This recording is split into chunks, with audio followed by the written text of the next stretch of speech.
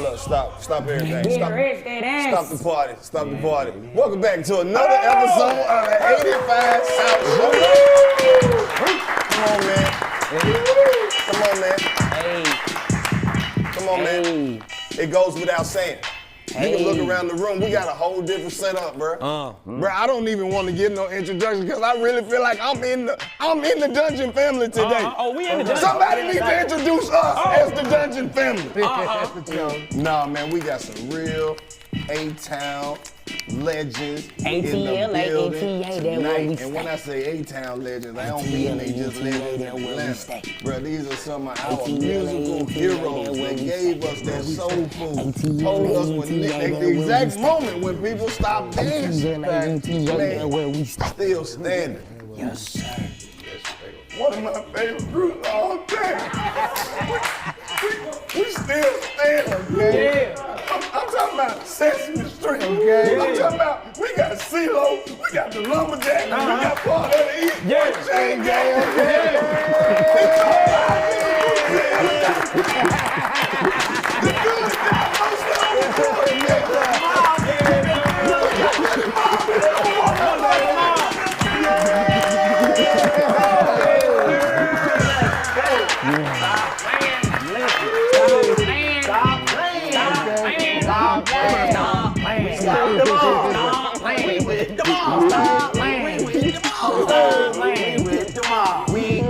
Come on, man. We've been waiting on this one. What? The streets been asking for this one right here. Cut the intro. Cut the intro. Cut the motherfucking intro, J-O-N. Now we done had, now Gip came through a couple times and gave us the forewarning. I seen it. That the mob come. I was like, we didn't give. He was like, just trust me. Like, I'm bringing the whole everybody. I ain't believe him. Yeah, he did. Then he came back. He was like, I'm telling you, we coming. I was like, man, whenever. Now we got y'all here in the trap. Got the motherfucking mob. It's the first mob. And that's what we use our platform for, man, is to show love to people that we love while they can still hear. You feel me? Come on. While they can listen. Man, for real. Like, I know Karlous, like, I'm a big CeeLo Green fan, but like the rap, you as an MC, I wasn't hip to like that. Los put me on to how raw you were as an MC. Like, all y'all together, I know all the songs, but like, I wasn't as in tune with, you know, the fact that you really got down like that. Like, my shit is the eccentric CeeLo Green. Yes, like, I know all that shit. Yes, everybody that's grown got skeleton bones, they got hit in the way. Yes, y'all was people that saw that some choose not to say. That's my shit. Yeah. Pull over with your girl fucks up in the back of the car. I'm a freak, I'm so excited. I'm so excited.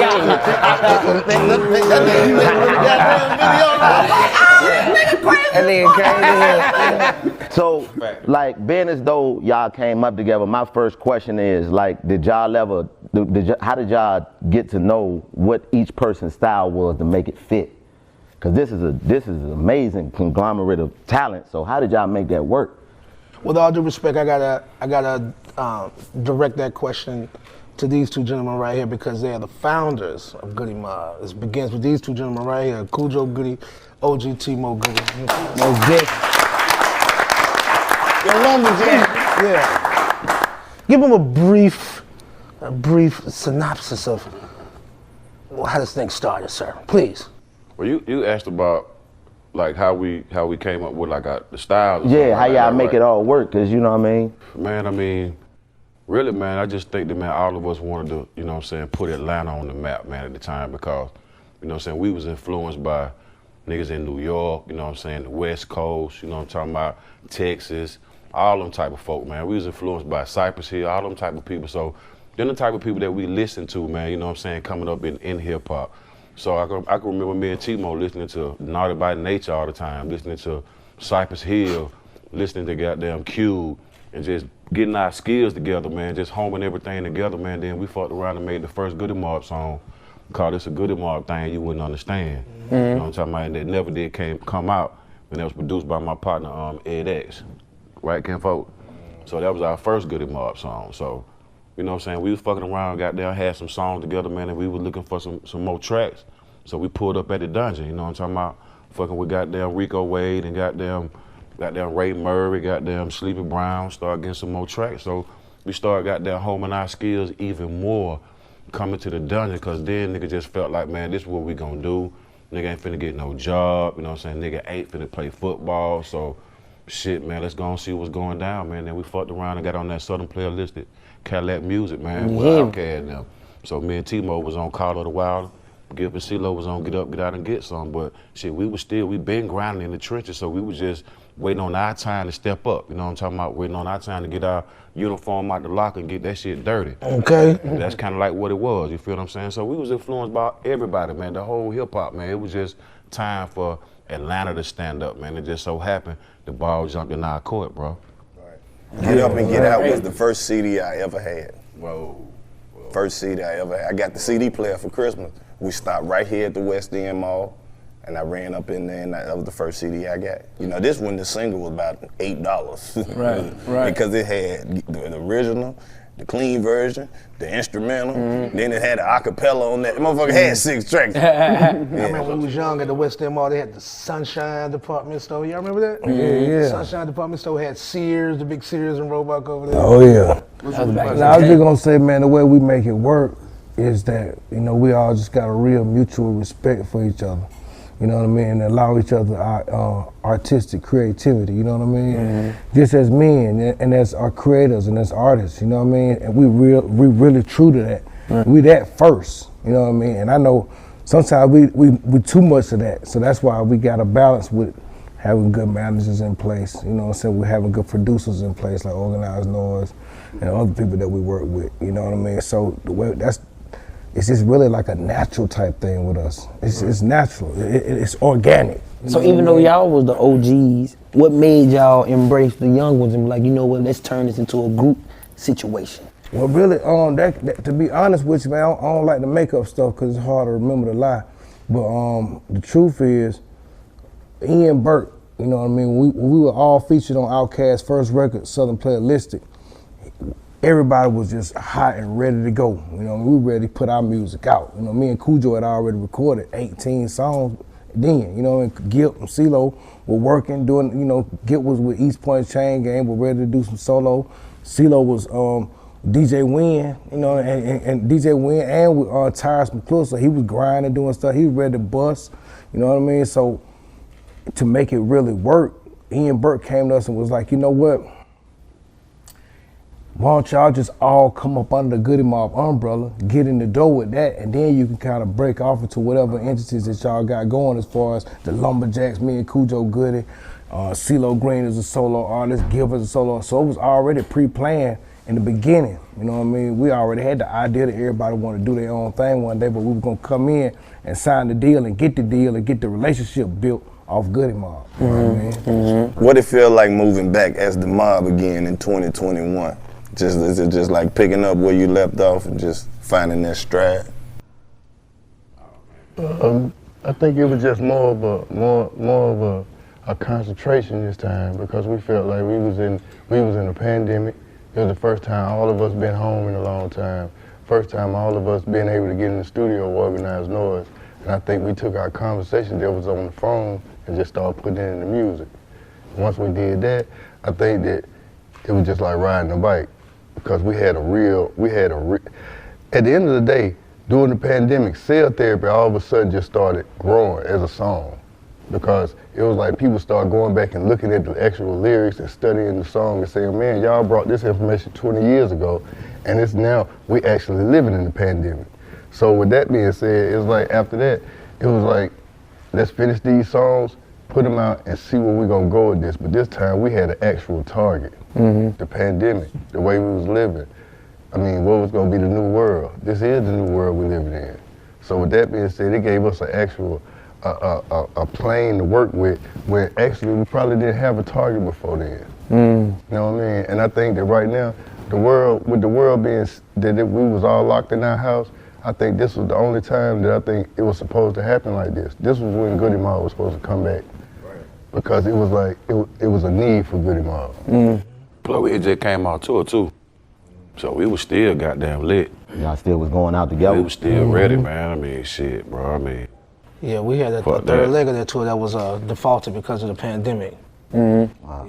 Man, we had just got invited to the NASCAR event with Bubba Stewart was coming with Richard Petty. And they invited us to come down to the pit, man, and everything. And that particular event was the beginning of the pandemic. They canceled that, and that was it for NASCAR. Man, that lets you know how deep y'all run. They invited y'all to a NASCAR, man. NASCAR? The NASCAR, bro. Need it. Who's that peeking in my window? Hi. Who's that? Who's that at the door? Hey, there was our 25th year anniversary too, man. That'd be the who? 25 years. So man, we were like, man, no, man, we gotta have some new music for our fans, man. And like, we ain't really never stopped writing, man, and never stopped putting music out. You know what I'm saying? It's just been on the independent, on the down low. You feel what I'm saying? Because the major record labels, man, we ain't really fucking with them no more like that. You know what I'm saying? And why is that? What experiences? Being, you know, it's a bunch of new artists out here now. What advice or experiences have y'all had to make you make that statement right there?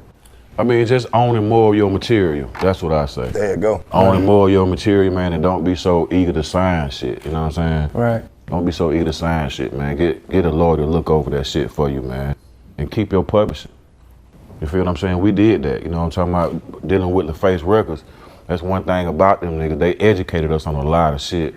You know what I'm talking about? They put us in interview classes, man, so we knew what type of stuff to say in front of the cameras and what not to say in front of the cameras. You feel what I'm saying? But like right now, man, shit, it's open season, man, with streaming and everything. You just about to say what you need to say, you know what I'm talking about? Going out there and get it. Yes, So, sir. so even being in that Dungeon family area, like, cause niggas don't understand. Niggas don't think they can, like, being in that atmosphere where everybody is at this one location. How was that just being around all this musically, like, talented motherfuckers? Man, that shit was like resident camp to me, bro. You know what I'm saying? No mama, no daddy to tell you what to do. You ain't gotta worry about going to sleep. Man, we stayed up all night, you know what I'm saying, listening to tracks, man. Tracks might be on repeat all night long. Nigga wake up, tracks still going, you know what I'm saying? Raps playing off in your head, you know what I'm talking about? We couldn't really record down there, but shit, we honed our skills up in that motherfucker. You know what I'm saying? So, man, it was good being around niggas from Southwest Atlanta, niggas from East Point, I'm from Northwest Atlanta, you know what I'm saying? Then we coming together and just, man, just comparing notes, man, just comparing how you saw life, you know what I'm saying, from your point of view. And we were still like in our 20s, you know what I'm saying, 26, or shot of what, 23, you know what I'm saying? So we was some young Southern pioneers, man, getting this shit out of the ground, you know what I'm saying? Putting this shit on our back, we're outcasts, you know what I'm saying? I wanted to ask y'all this, as a collective, as the group, when y'all came in contact with that book, that Beholder Pale Horse, the impact that it had on everybody. Like you said, I want to hear it from everybody, you know, point of view. Like, you remember that when that moment happened? Absolutely. We've been talking about it as of late, man. Just readdressing it. But let me see, man. Was it DARP? Was that DARP? So what was we doing up there?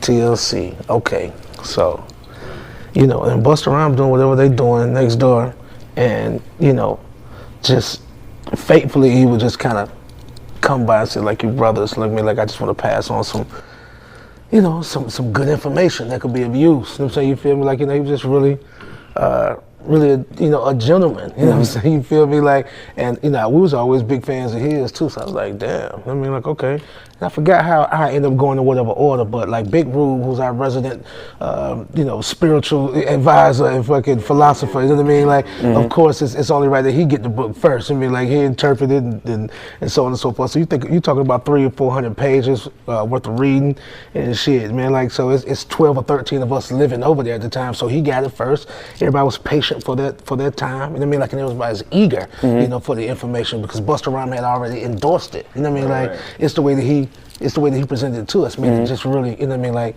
you know, I was really intrigued about, you know, about it. You know what I mean? So, you know, we would do intervals over there. You know what I mean? Like, you know, I would live over there for maybe 2 weeks straight and then go home and shower, you know what I'm saying, come back.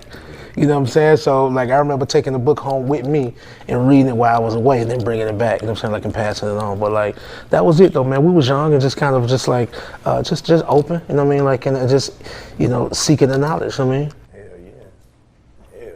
Hell yeah. Can I say what the book about? Yeah. What is it about? I thought you was gonna tell her.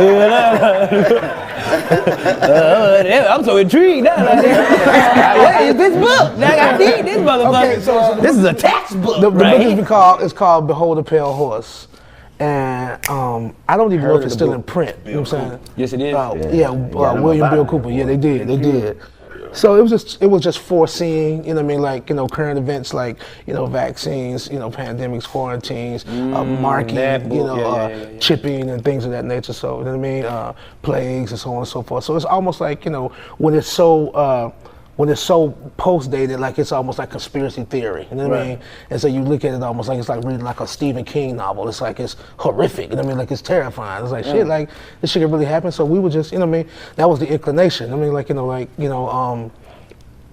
just new information that we're just excited about, you know what I mean? Like, and I just think, you know, even before that, like, I got, both my mother and father were ministers, you know, so I have that background, you know, Gip, you know, so like, you know, was a member of the Nation of Islam, you know what I mean? So, you know, we were already bringing, you know, and then of course, and then we just men, you know what I'm saying? Like, you feel me? And one thing about it is, I feel like we were mature enough, you know what I'm saying, even in our adolescence to have a deeper sense of significance and appreciation for the opportunity and the people around us. You know what I mean? Like, because how this all happened is we all knew each other from different places. Like, I mean, like, these guys they graduated together, went to high school together, you know what I'm saying, you know, and they graduated with my sister, so my sisters grew up with them, you know what I mean, was in their class, so, but I grew up with Mo, you know what I'm saying, like, Mo, I know Mo since nursery school, but he's like 3 years older than me, you know what I'm saying, like, you know what I'm saying?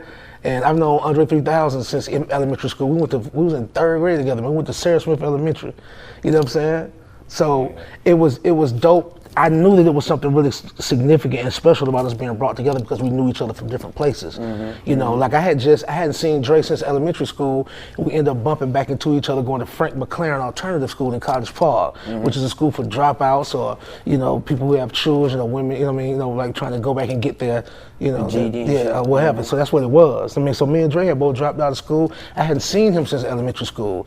You know, we just, you know, rebonded, you know, so just by talking about music. We was fans of Tribe Called Quest and DOS Effects and that kind of shit at the time. So blah blah blah blah blah.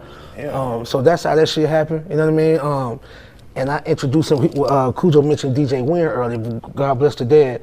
You know, I started with a group called GA Style. You know what I mean? Like, you know, but he did Outkast's first demo because I introduced to them. I introduced them to him.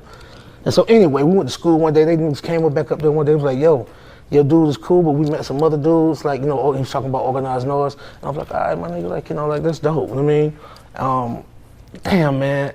I get the rambling, man. Like, nah, but nigga, we like a long story, bro. I'm gonna try to forget. My bad, man. No, nigga, do you? Right, so you could have said anything. Then we stopped, got some chicken. It was cool. Everybody was hungry. I was about to ask Gib if you know I make bean pies. I'm excited. So look, man. So check this out. Check this out, bro. So B and JD, Killer B and King JD. They were the homies. They was the hustlers out the neighborhood. And so we all went to high school together.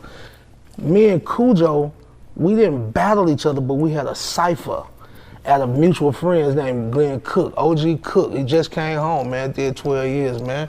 Welcome home, OG Cook. Welcome home. Welcome home. But anyway, his house was the thing to do in high school. You know what I mean? Like, you know. The palace. So it's always, you know, stacks and stacks of cases of beer and, you know what I mean, the whole shit. So we go over there and get drunk and get the brawling and, you know what I mean, and, you know, fucking talking shit and rapping and shit like that. So anyway, that was every day over his crib. So anyway, I had heard Cujo that could rap, Cujo and T. Through Killer B, he was the hustler in the neighborhood, but he ended up being my manager. So he had their demo. Man, goddamn. That's real. Go ahead, nigga. You the type of call a nigga be like, Everybody listening like that. Go ahead, nigga. You got me on the phone, nigga. I'm just trying to, I don't know if y'all want to talk about some specific shit. You just want to know. Nigga, this shit is beautiful. This is history, nigga. Niggas don't know this shit. Niggas don't know this how y'all came about. All right, so check this shit out. So they standing there, goddamn, Cujo a legend. You know, street legend. You know, allegedly. You know, and I'm on the way up making a name for myself too. You know what I'm saying? So they was the Lumberjacks. He played it for me, so when I ran up on them, Joe said, I heard you could rap. I said, shit, I heard you could rap. You know what I'm saying? Like, you know. But Joe was also goddamn voted most attractive in high school, so my sister used to be like, ooh, Willie Knight. Watch out, man. Watch out. Pretty boy Floyd, man. Y'all gonna find that yearbook from his class. Pretty boy Floyd, man. You shouldn't have never said that. You know they gonna find it. They gonna find that shit. Pretty boy Floyd, man. So I had already heard of the legend of Willie Knight. You know what I'm saying? Like, not only was he like He the greatest infamous but already. He was infamous, but a real brawler on top of that. So it's like, damn. You know what I mean? So anyway, Who won the battle, nigga? it wasn't no battle. We just kind of went back and forth. Just like a showcase. Well, yeah, I guess because this a big dog. Like it was just hood shit. You know what I'm saying? You Okay. feel me? Like we all friends, everybody from high school. It's a cut party or something. Like we Right. coming from somewhere. Yeah. So it was just like Yeah. back then. This one got them DJ Quick album was banging. Born and raised In Compton. But it was that instrumental that it's called Quick Groove. Quick Oh, Groove. yeah. Boom, dum, dum, dum, dum, dum. Yeah. And y'all nigga We rapped just on put that up the other day. You just did. Yeah. Yeah, you a G. Yeah. So we rapped over that. Okay. Man. That's a hard ass album. I might do this shit in segments, man. Like let somebody else talk, man. You gotta tell it, So though. Joe, You gotta y'all tell battle it, over right? Joe, take it from there. You y'all remember this battle over shit. the quick. Oh man, a lot of that shit. Yeah, we battled over the quick instrumental, man. And I think I remember Git was there, man, and that was the first time we seen somebody kind of rap and sing at the same time. You know what I'm saying? So I think later on, man, we took a trip to the dungeon, man, and that's when everybody just started corralling together. You know what I'm saying? But like you were saying, with the pillar, the white horse or whatever the name of that book was, Behold the Pale Horseman. Back in the 90s, man, you know, people was just getting introduced to, you know what I'm saying, new information. You know, at the time, you know what I'm saying? And you didn't really hear no type of information like that coming out of Atlanta, you know what I'm saying? The only thing you kind of really heard was like strip club music, you know what I'm saying? Underground gangster music, you know what I'm saying? Like Hard Boys and Sammy Sam, all that type of stuff. So you really weren't hearing that type of stuff coming out of Atlanta. But when we got a hold of that book and then we got a hold of other information about the New World Order, back then it was like VHS tapes out, you know what I'm saying? Like right now, all you gotta do is go to Google and just type that shit in. Put it up. You can pull it up. So it wasn't really like that back in the 90s when we was coming out. It was just VHS tapes that I was over some girl's house, man, and they was just looking at some stuff on a VHS tape. And I was sitting down just writing some raps or whatever. I think later on that day we was supposed to been going to the studio or whatever. But so that shit just bled off into what I was writing. Then went to the studio, Organized Noise had the cell therapy track playing. And I was like, well shit, man, let me goddamn fuck with that shit for a minute. So that cell therapy came on, then we had that hook came from a long time ago. Me and T-Mo was doing the lumberjack thing, man. Like, pow, nobody now. Who's that peeking in my window? But that was like some real kind of like gangster shit, man. And they just let slide, you know what I'm saying? So them niggas didn't really know the Faith didn't really know what they had, man. You know what I'm saying? Until they really soaked in that these niggas from the South talking about some New World Order shit, you know what I'm saying? Some Behold the Pale Horseman shit, you know what I'm saying? Let's talk to them guys, see what they know. And that beat, man, that's one of the best beats Crazy. ever. That's top 5 beats in hip hop. It's like, Bro, I be so high. You know, my favorite part is the little shit. They be like, that's cold, man. So Gil, man, do you know how to make bean pie? No, I don't. Damn. I mean, I was gonna ask you to make me one. Them shit's I good. never got to that. You never got to that deep into it? I was brought in by Conrad Muhammad, so I Whoa. was kind of rolling with the gangsters. Oh yeah. You know what I mean? Yeah, I had 2 uncles in the Nation of Islam, man, so I know how serious it was. I was kind of rolling with him during that time, and it was serious during that time because that was the time that he kind of like was going at it with the Nation. So it's kind of like I got brought into it where I had to choose a side, and once I had to choose a side, I just said, hey, I'm gonna let music be my guide. So as far as being in the Nation, when I got in the Nation, Cool Ace was my teacher. Cool Ace. Cool Ace was a teacher in the mosque. And I went to the mosque on Ashby Street. Brother Tony, who run LA, that was my teacher then. That was who running the mosque in the West End. So for me, like, the Nation taught me discipline. I used to go to school every day with my nation outfit on. I used to have silver rings on every finger. And I just thought that it was just, at the time, like it was just giving me a way of not thinking like how I was taught. I think that was the first time in my life I started saying, I'm gonna rebel against what I was taught as a child. So that's when I started getting them little books.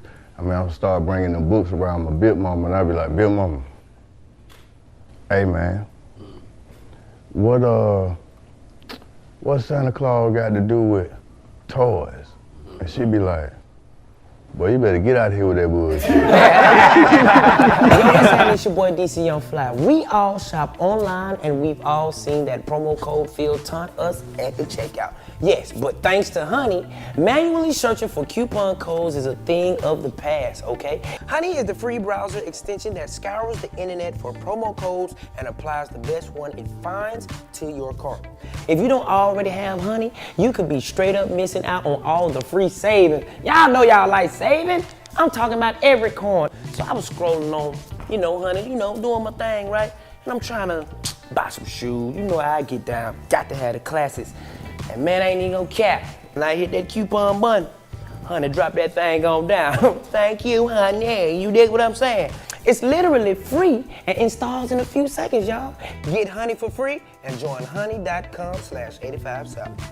And by getting this, y'all, you'll be doing yourself a favor by saving some money and supporting this podcast. That's joinhoney.com/85south. So make sure you go download honey.com and use the promo code 85south. Hey, I'm Karlous Miller. Life hasn't been easy lately, but looking, feeling, and smelling your best doesn't have to be hard. With the short quiz, Hawthorne makes grooming for the modern guy almost effortless. Hawthorne is a premium grooming brand that tailors your personal care routine to your unique profile. At the end, I got an essentials bundle with all the products tailored to my body type and lifestyle. First, you take a quiz. They ask you things like, do you smoke? Do you have oily skin? Do you have dry skin? And stuff like that. High quality self-care products tailored specifically to your needs from Hawthorne. Looking your best has never been easier. Hawthorne takes the risk out of shopping for personal care by giving you free shipping on your order and returns. If you don't like the products, they'll even retailer them based on your feedback. That's HAWTHORNE.co, promo code 85south.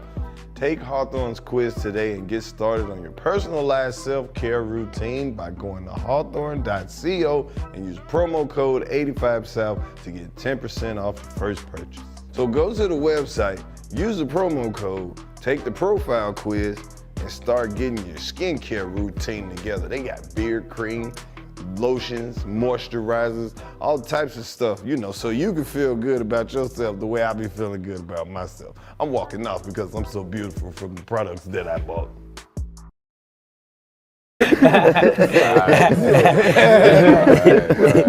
So it was like that kind of shit when she started kind of like, I ain't into that, but I started saying, if you ain't into it, it's something about it. It's a truth to it.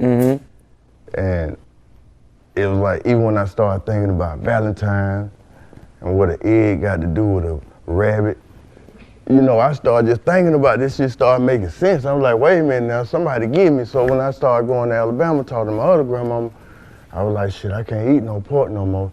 She was like, you don't want your pig ears no more? I was like, shit, I can't eat them no more. Elijah Muhammad said that ain't good no more. And she was like, who Elijah Muhammad?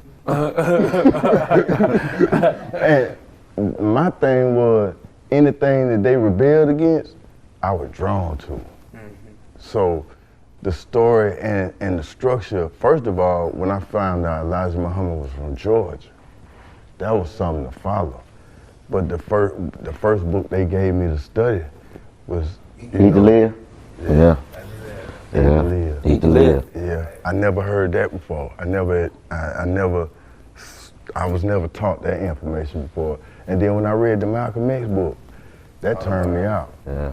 That Eat to Live, I had to read that shit when I was a little boy. My Uncle Eric gave me that book. Eat once a day.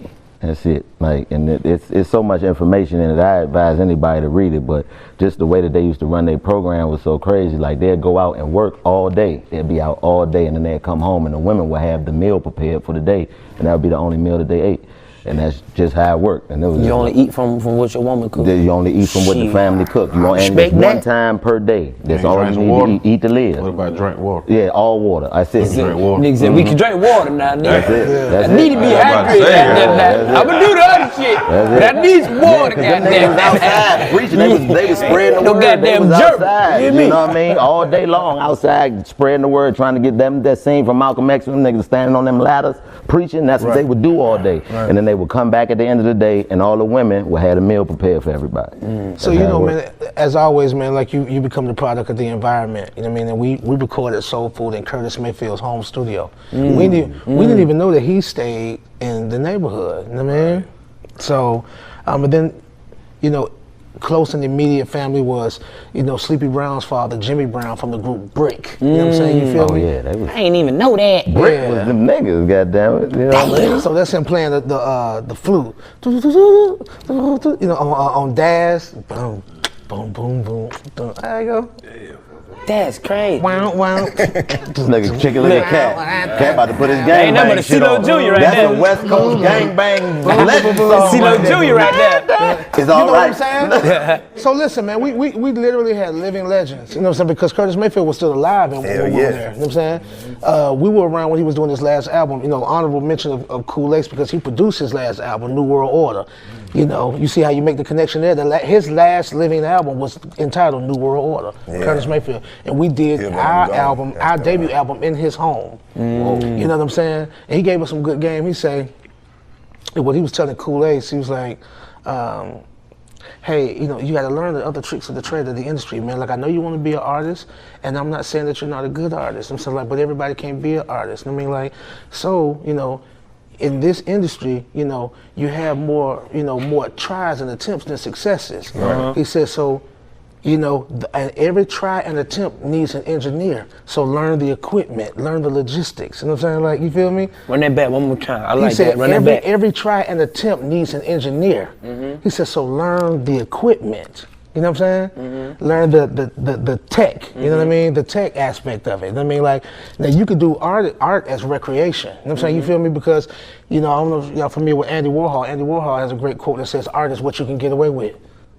You know what I'm saying? Like, that's, you know what I'm saying? I mean, that's awesome. You know what I mean? Like, that gives us license to do just about anything we could imagine. Right. You know what I'm saying? So you don't always have to be a product of your environment, but you be a product of your imagination. Right. You know what I'm saying? Yeah, I think you embody that, man. Cause no, like, I try, and I succeed, man, quite that often. You make, like, that you know, that I fell in love with was just, you know, like, You're My Kind of People is one of my favorite songs. We're gonna drink good, we're gonna smoke good. The interior is all oak wood. You know what I mean? It's like the freedom that you chose to jump, because nobody, I don't really remember, I mean, Dre did it a little bit with the outfits and stuff, but just the whole jumping out there saying, I'm gonna do what I wanna do, like, where did that come from?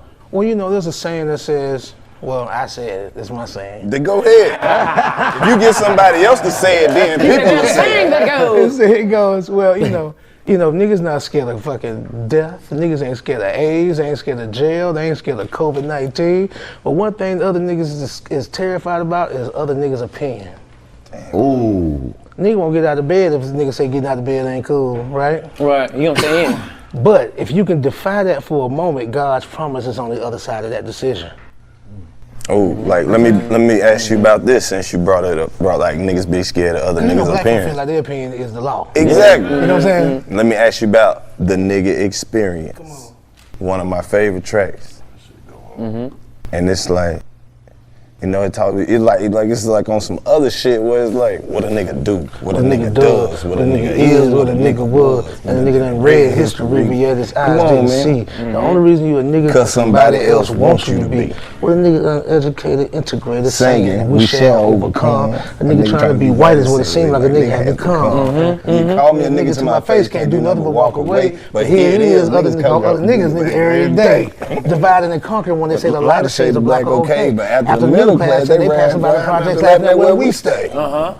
Since then, niggas I got grown, had a little nigga on my own. Should've known I couldn't show no better than I was shown. Shit, I still want to hit the club as fresh as I can be. But really, It's all for another nigga to see. And you know how a nigga get when he see another nigga outfit, don't want nobody to have what he ain't got. Somebody get drunk, get mad, get shot. That's why the property value ain't no good in a nigga neighborhood. And nigga could understand if they own it. Overstood. I'm sick of lying. I'm sick of glorifying dying. I'm sick of not trying. I'm sick of. It's niggas at home like, why they only talking to each other? To this dream that she said she felt led and offered me this wisdom from this little book she read. Crazy. And a great deal of the black man's downfall is not knowing that we were never niggas at all. Woo! That shit But beautiful. you don't want to hear the truth.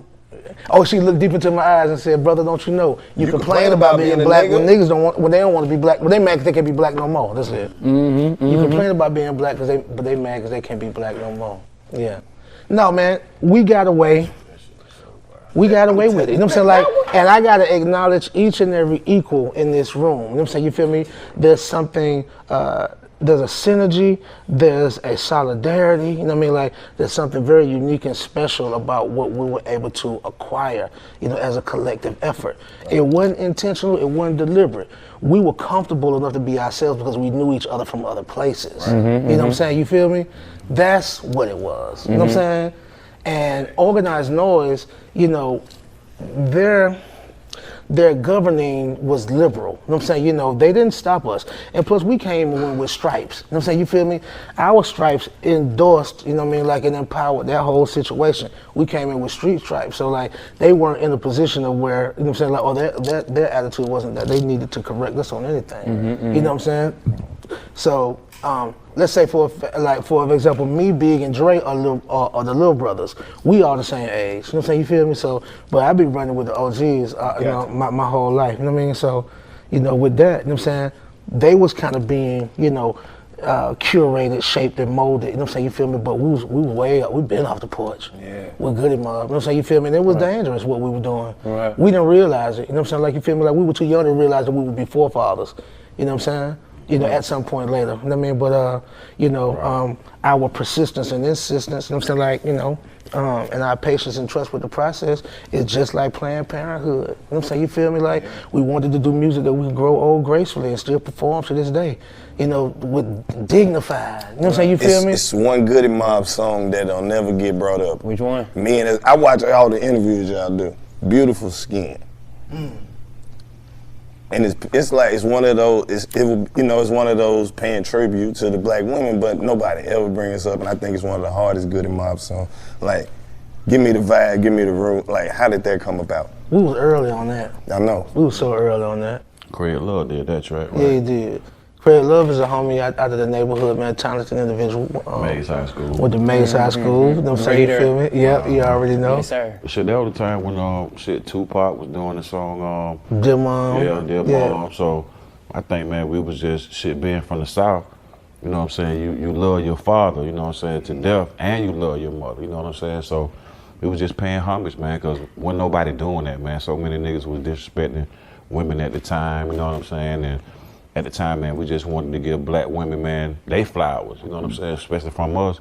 And like you said, man, that shit lasted, man, 25 years. Yeah. So niggas can't say that we were disrespecting black women back at that time, man. We was definitely, man, uplifting them. We were early on it, yeah. A lot of love, respect. But we was on the Face Records, man. They wouldn't let us come out with no bullshit. Really. Yeah, Gip, you made that point the other day in the interview. You made me, it dawned on me that we was signed to an R&B label. Yeah, y'all was. Yeah. So coming around record label like Death Row. Them niggas was coming through there, man. Them niggas S-Curls was on fleek. Yeah. Nigga coming in. Nigga was never keeping secrets. You niggas in that bitch rapping about the streets. This nigga in the next studio never keeping secrets. You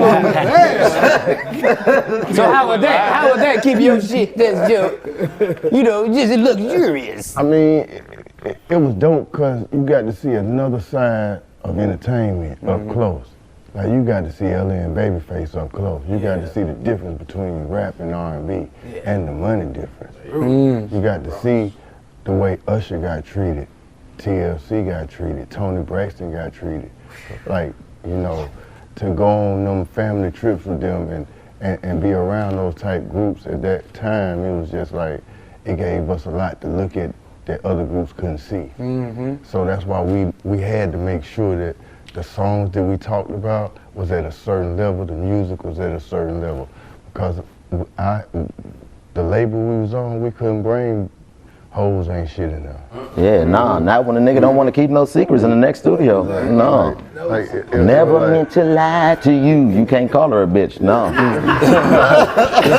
She's not a bitch today. It's not today, my nigga, no way. That's crazy. That's crazy. But you know what? I think that y'all so mogul because once again, you know, they always talk about us being country. Yeah. I always think we're slow. They think we're just the slowest of the slowest. You hear me? But y'all brought a whole intellect side. Yes. You feel what I'm saying? Even though the book was the book. Right. You know what I'm saying? Because you got niggas who didn't even know nothing about the book. Yeah. You feel what I'm saying? It's the way y'all was coming and y'all delivering and what y'all was saying. It was like, oh, these niggas ain't just no country rap. Cause like Gib came in on Dirty South like he was reporting live from the news. Now them boys on the low got them boys on their back like, oh shit, Gib, what else happened? What happened? Right. Nah, for real. They didn't get trapped. Gib, man, tell me about that mutant mind frame. That was we were 1 foot in, 1 foot out during them time, man. Yeah. We was Gil was moving in Delow. Gil was doing in house school. Gil was trying to follow Cujo over there in Dixie Hill. I was working Cameron Road car wash. You know what I mean? Shoot, man, we was 160 out, man. Some of that meat, we got you. 160. Some of that 160 out. Shit right there. That 160 out. You know what I mean? You at school, you still in your dad's car, man. Yeah. Man, I'm trying to trap in dad's car, man. You remember them days? I took the truck, man, nigga came back. You don't know what, busting up in the driveway, nigga standing there with their hands on their hip like this. Give me my car. You know you fucked.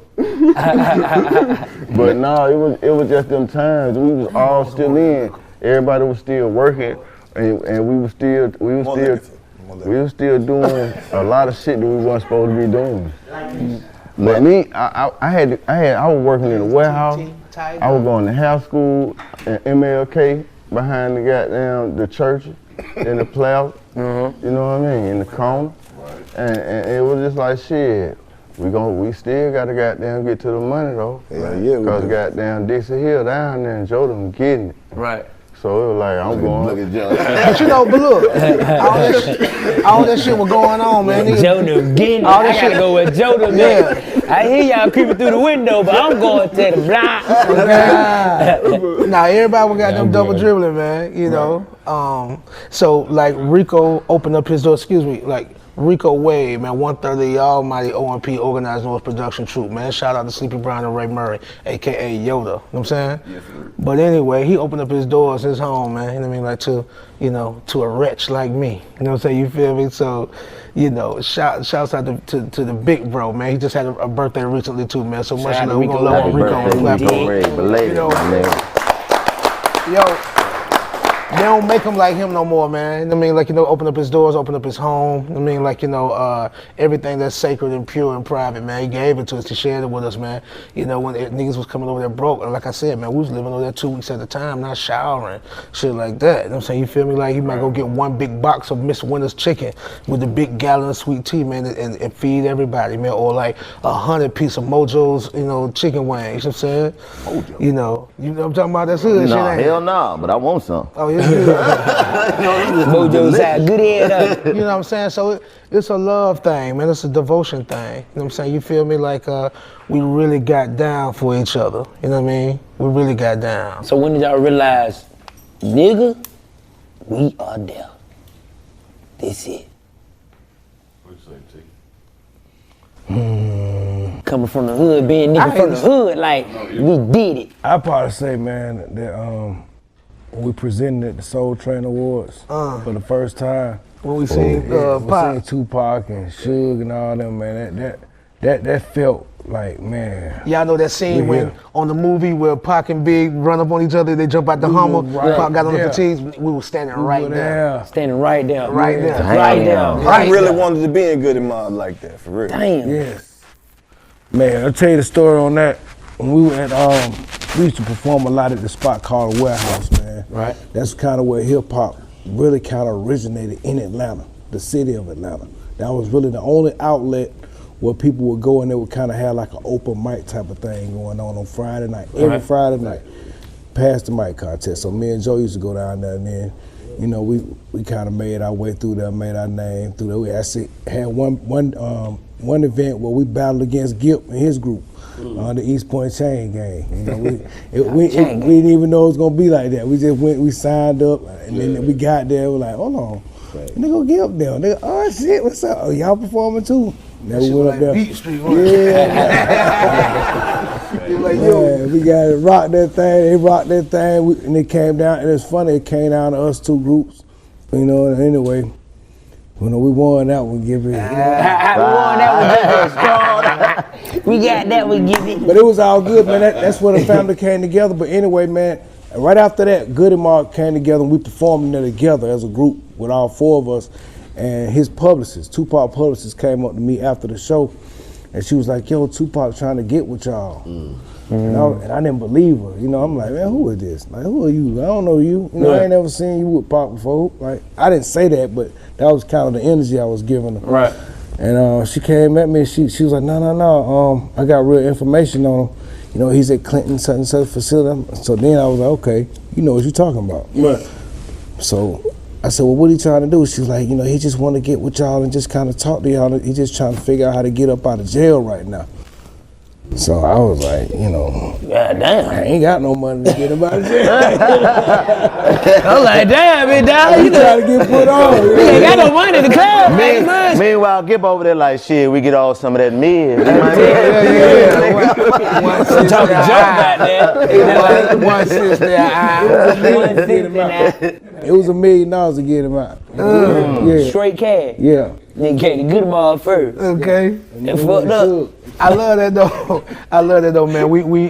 Our legacy is, you know, attached to his, man. You know what I mean? Like, we was in the company of that greatness, man. You know what I mean? So, like, speaking of Atlanta, like you said, like Fly said, Atlanta wasn't known for being the type of guys that y'all displayed. Like, what was it like when y'all started hitting the road and going to these different cities as the Goodie Mob? You know what I mean? It's what Gil said the other day, man. He was just saying how, you know, that was the era before internet, you know what I'm saying, all this shit, you know what I'm saying, you feel me? Cell phones with cameras, any of this shit, you know what I mean? So we weren't seeing niggas until we saw them, you know what I mean? And we was the first to go to New York, you know what I'm saying? Like, niggas till we saw 'em. Yeah, and represent. I mean, like, so, like, I think the first time, like, the whole hip hop community came together was that one of those first, maybe that second or that third Source Awards, where Suge, you know, the famous quote. Yeah, but we was out there. We was right there, as you know. Is that the same one where Dre said, "Y'all"? Yeah, that's the same one. Same one. Damn, that shit was lit. It was lit. That shit was lit. Like, the energy was thick. And I'm gonna tell you, like, I don't know if y'all remember the clip when Snoop was like, y'all ain't got no love for Dr. Dre and Snoop Dogg. You seen that police baton they had? Yeah. All them niggas had them batons. They whole crew, they was 50 deep. Everybody, I said, who licensed these things? They were all, it's like, where they you were get all it at least CeeLo size, but they were all about 6'5", Yeah. CeeLo size. And it was just us. Football line, man. But you know, one thing that was good about us, like what you say, man, like we intellects, we eccentrics, we gypsies, all that kind of shit, all the other extra shit. Right. But that real nigga shit, it stink off us. You know what I'm saying? You feel me? So like, yeah, we was in the dog pound, man. They ain't smell no puss on her. Hell yeah. Right. Nigga, you said y'all was I'm gonna say it like that because we on 85, so I don't want to keep it real, man. I want to talk it how it really, really is. You know what I mean? Like, you know what I mean? Like, I want nigga to know. Real shit. Welcome back to the 85 South Show. We in here with the Goodie Mob. Come on, man. I mean, so it was with pride and with necessity, bro. We had to do it. We were the first. Right. We couldn't take no guns with us, no leg cross lines. So it was just us. They were, man. It was the lyrics, man. We wasn't we weren't talking no crazy shit. We were just talking some real Atlanta shit, man. Right, you know what I'm talking about? And they ain't never been to Atlanta. You know what I'm saying? They ain't never been on Cameron Road, been on Cascade. They ain't never been to Greenbrier. They ain't never been down on the interstates. None of that stuff. So when they heard all that stuff in the music, they was just they wanted to know what it was all about. You know what I'm talking about? Just like when we hear some stuff from when NWA came out, I was like, man, I'm scared of them niggas, bro. Man, for real, like if you listen to how T-Mo come in, and you wasn't like, say you ain't know him and you just heard the nigga come in and he say, you know they making it hard on the yard. Fuck Chris Darden and fuck Marshall Clark. Like,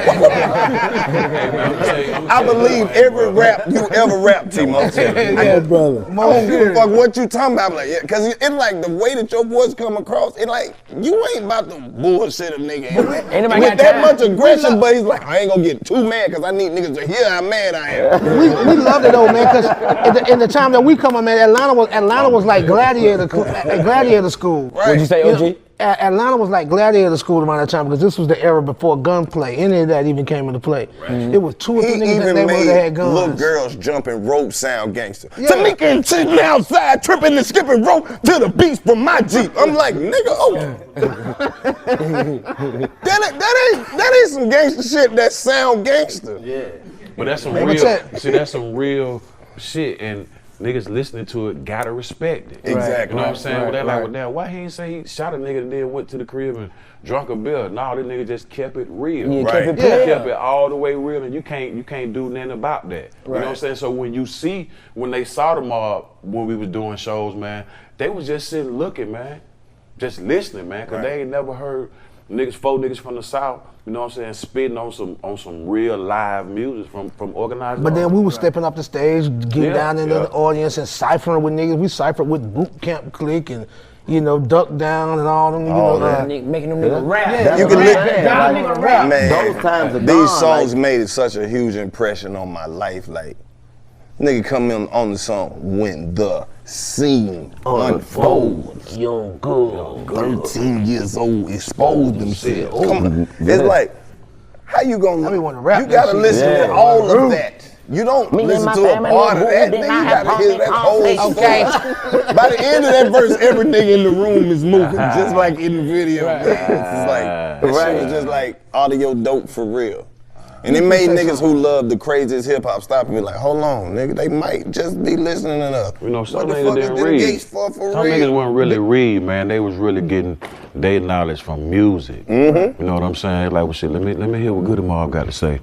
Go look that up. All right, I can deal with that. So, I mean, really, that's what it is, man. You know what I'm saying? You want to put something real in your raps, man. And you want that shit. We didn't know it was gonna last this long, 25 years, man. We was just being hood reporters, man. At the end of the day, you know what I'm saying? But you know how they identify with MCs though, like because we're like it's like algorithm, you know what I'm saying, cadences. So they looking at patterns and shit like that. One thing we always unique, everybody rhymed in different patterns. You know what I'm saying? And so I think that's what New York, you know what I mean, like that's what raised their brow about us, and they realized that it was dealing with a different kind of ambition. It was different, you know what I mean? You know what I'm saying? So, didn't sound like nobody else. Because, and then you got to factor tempo into it, because like, you know, at one time, everything that came from Atlanta was derivative of Florida, you know what I'm saying? So it was all skating rink and booty shake, so you going at 126 beats per minute, it ain't, I can say, been on them Judge Buck J, without the grind, let go outside, have the power, shut that booty out, you know what I mean? That nigga CeeLo just made his voice match his outfit.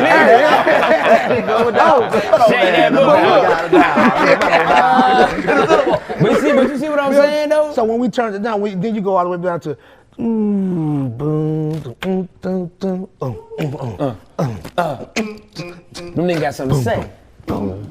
It ain't just about no booty holes. But see, that's what I'm saying. That's what I love about the music, though. It always had that common sense. Talking about booty hole, don't relax. It's another booty hole. All y'all niggas just keep bugging with booty hole. If y'all ain't from the South, then you wouldn't even know who I was referencing, man. That's goddamn OG JT Money, man, from the Poison Clan, representing JT Money. Yes, sir. Them my niggas, them my extended family, man. So no disrespect, all love. JT Money. JT Money got some pimp shit too now. Yeah, but see, that's what I'm saying. Y'all influenced them too, because that nigga came, when I first heard JT Money, it was that, So you got to go all the way back to Poison Clan.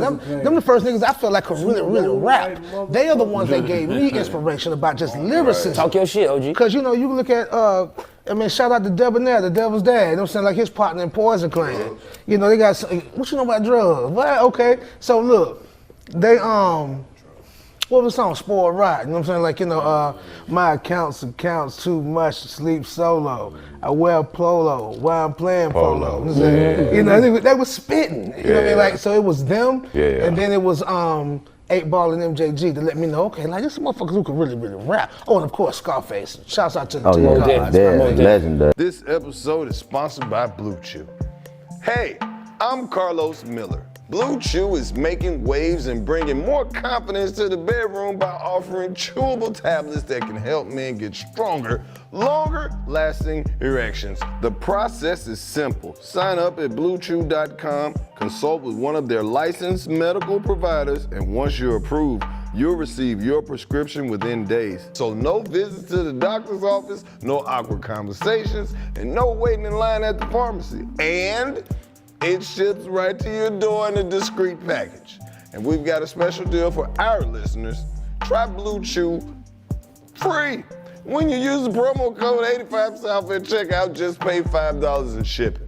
So if you can benefit from extra confidence when it's time to perform, visit bluechew.com for more details and important safety information. That's bluechew.com. Promo code 85South to receive your first month free. And we thank Blue Chew for sponsoring the podcast. Hey man, it's your boy DC Young Fly, man. You know what? You know what's going crazy? I just keep kind of, vibing. You still have sheets from college? Huh? Or from last night relationship? Do yourself a favor and let them go. Trust me, go check out Brook Linen right now. Brook Linen has a variety of sheets, colors, patterns, and materials to fit your needs and tastes. They work directly with manufacturers to make luxury available directly to you without the luxury level markups. Brook Linen has over 50,000 5-star reviews and counting. 50,000 5-star reviews. Yes, they are so confident that you will love their product. They even offer a 365-day money-back guarantee. 1 year guarantee, y'all. And Brook Linen is so much more than sheets. They've got comforters, pillows, towels, even loungewear, and more. So use the promo code 85South to get $25 off when you spend $100 or more, plus free shipping. You know how we love free shipping. Brooklinen.com, y'all, and use promo code 85South at checkout. That's brooklinen.com and enter promo code 85South to get $25 off when you spend $100 more. Yes, sir. Oh, wait a minute. Don't forget free shipping. I mean, so there was a variety. Just those couple of references right there that you know what we was capable of. Like, you know, but what I can say, man, like this generation of now, you know what I mean? Like, I see remnants, I see my reflection in everything everybody's doing. And, you know, one thing about what you speak, you say it often enough, it casts a spell. You know what I'm saying? You feel me? Like, it's magic. You know what I'm saying? Like, you know, it's black magic when we do it. You know what I'm saying? You feel me? Yeah. So on the West Coast, you know what I'm saying? Like, you know what I mean? The spell, you know what I'm saying? Like, you know, was, you know, they spoke death. You know what I'm saying? Like, and death dies, life lives on. You know what I'm saying? You feel me? We spoke life. You know what I'm saying? You feel me? Like, and we breathe life into, you know, now a decade and a half of offspring, you know what I'm saying? Like, you know, keeping the torch burning for the South. You know what I'm saying? Like, so all the different little barriers, that ain't no disrespect. Am I saying that right? No, you on some shit. I'm just saying, all our children rich. Shit. That's all you saying? You know what I'm saying? That's what you saying? That's what I'm trying to say. Pop that mood hole.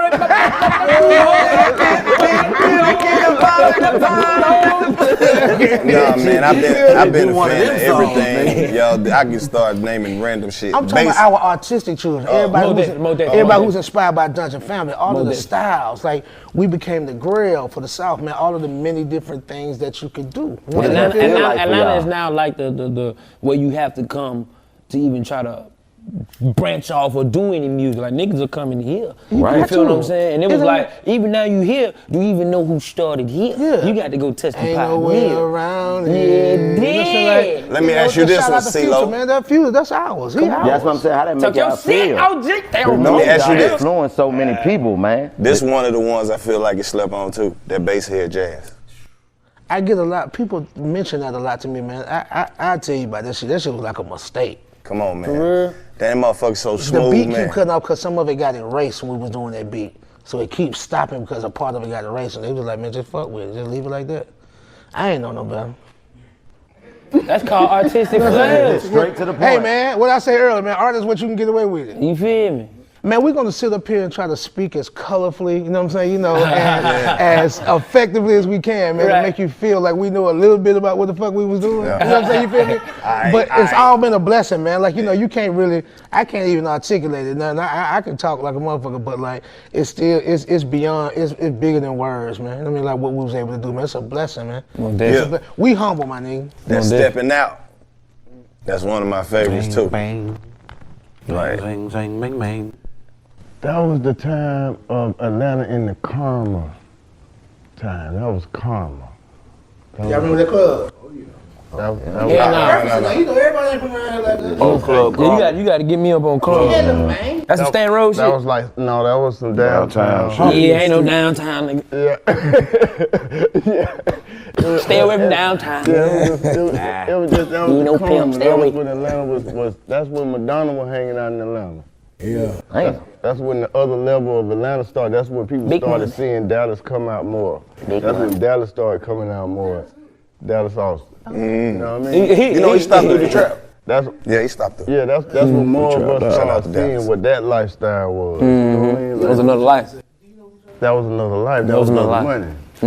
That was big record. That's a long way from 160 again. I feel you. Do y'all feel like y'all get the recognition, you know, being as though, like you said, y'all touch so many artists and y'all can see y'all influencing all these artists? Do you feel like when people run into y'all, do they say, oh man, thank you, and give y'all flowers? Oh, man, that shit awesome, man. I mean, the same shit that I used to do when I used to see people that I looked up to, you know what I'm saying, now, you know what I'm saying, it's having an effect now, you know what I'm talking about? So I can run up to people, man, they say, man, you know what I'm saying, I was 13 years old, y'all came out, or shit, my dad and my mama put me on the Goodie Mob or whatever.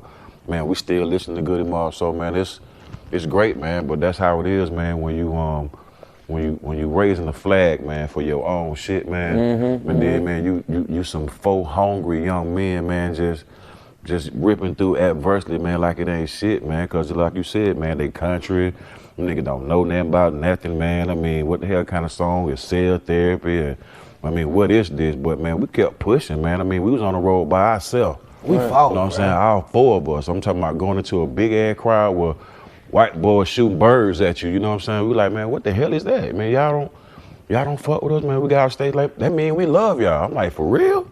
Like, bro, where we come from, man, that don't mean what that mean. You know what I mean? So, man, we had to go through all that, man. I mean, shit, first time jumping on an airplane leaving Georgia, nigga, I wasn't finna go nowhere. You know what I'm saying? I was finna stay right here, but. One of the first shows we did, man, there was a stage built on top of them fucking big spools.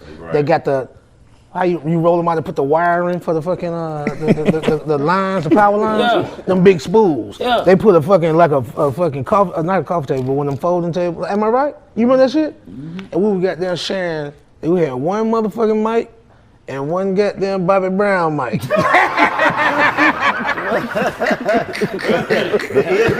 Hey man, the whole thing, that's my prerogative, mic, man. Hey, you remember that? Can I take your order? Yeah. Pull back around, me dog. Pull back around. That's That's what crazy. it was, man. That was our Ooh, first that creeping tour. up on We window. goddamn Ja Rule. He was part of a group called the Cash Money Clique, man. Hell nah. Herb Gotti was the DJ. It was Shaheem the Rugged Child, who was with Wu-Tang, OC, Mike Geronimo, Royal Flush. Who else was out there? That was Hip hop, the thing. boy. That was the time to be That's alive hip-hop back shit. That's what I then, was just boy. saying. Those times. Oh, Harry Lil pussy Jamal. everywhere. Was Jamal out there? Yes, sir. He said, yes, sir. Harry pussy everywhere. Yes, sir. Yes, sir. That's something that I'm glad that y'all back doing it because, like I said, those times are gone. We'll never get those times again. Now everything is recorded. You can't miss no moments now. Like these stories that y'all got, we need y'all to tell them. Hell yeah. Y'all was there. Right. I got one more to ask about. What? People always bring up CeeLo's song Crazy, right? Yeah. That shit took over the world. Shit went But crazy. you know, my shit is Smiley Faces though. That's a good one. That shit is crazy. I like that's one of them for real happy type songs. You get what I'm saying? Fuck you. That's That a one good too. I mean, not fuck you, but fuck you. Yeah, that man. And fuck her too. What I always say, you know, any success we ever had, man, it all lends itself to, you know, what it extends from. I mean, like, it extends from the Dungeon family tree. You know what I mean? Like, so, you know, a lot of those things, you know, were given license, you know what I'm saying? You know what I mean? Like, because we had already accomplished prior, man. So, you know, to extend that far into the world, man, like, you know, it's truly a testament to where it started from, the strength of the roots of the situation, man, this Dungeon family. So we always do it like, you know, and say, hey, man, if Outkast win, we all win. You know what I'm saying? Like, so goddamn it, B.O.B. or goddamn Miss Jackson, when that's a hit record, it's our hit record. It ain't just Outkast hit record. We get a piece of it. You see what I'm saying? You know, and vice versa. So, you know, basically, yeah, it was Gnarls Barkley, but Crazy is a Dungeon family record. You know what I'm saying? Dungeon family is why motherfucker gotta respect. Right. Now, what adjustments did y'all have to make once y'all blew up? Like when y'all coming from the streets of Atlanta and becoming superstars, like what was the adjustments? Like, cause everybody want to make it, but they don't know what it take to get there, to decide that you gotta deal with all these different personalities and Come on, give me talk that shit. That you know is bitch ass niggas, but you gotta deal with them because they sign the checks. Like this gift department. Let me drag your joint. Drag on. I think it like this. We came in already knowing a lot and more than the average artist knew. You know what I mean? So off top, we was already a problem to the record labels. We was already a problem to the establishment. The things that we came in talking about, we was already a problem to the establishment. So with us knowing that, we knew we had to work harder. That's why stage shows were always live with live bands, and that's why we did the things we did, and that's why I felt like CeeLo was the singing, breaking the shows down, doing the poetry, breaking it off, letting Lumberjacks do what they was doing when we was doing Call of the Wild verses and doing Get Up, Get Out. We stayed on what Goodie Mob was about. At the same time, we knew that us talking to people and being on BET, it made us a little bit more important than the average rapper at the time because everybody was just spewing one direction. And with that being said, it made us ask a lot of questions when we got to Chicago. Now we're not with LaFace people, we were Arista people. We started asking these people questions, like when we got taken out and all of a sudden we sitting at a restaurant, we taking 80 people out. Yeah. Instead of us sitting there and being like, it's cool and we ordering, we'll be like, shit, how much this cost? Right. Who paying for this shit? Hey, Gil. What the fuck going on? And they be like, they problems. Even though they got hit records, I'm gonna tell y'all about an incident. As soon as we went gold, we was in a room with LA.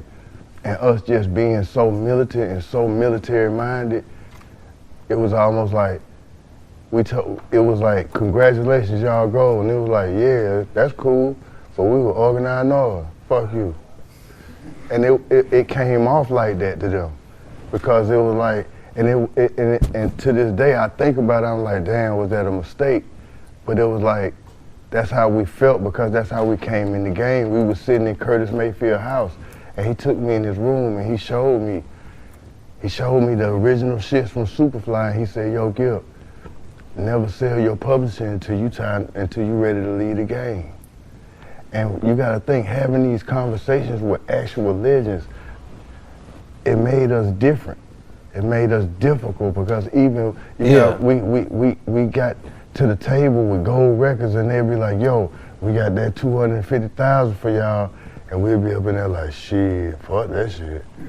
This ain't enough money. But you know what, we always broke it down to, it's 4 of us. Yeah. You know what I mean? So even right now, that's saved up 25 years later. Right now, we sitting here and we own everything we ever recorded.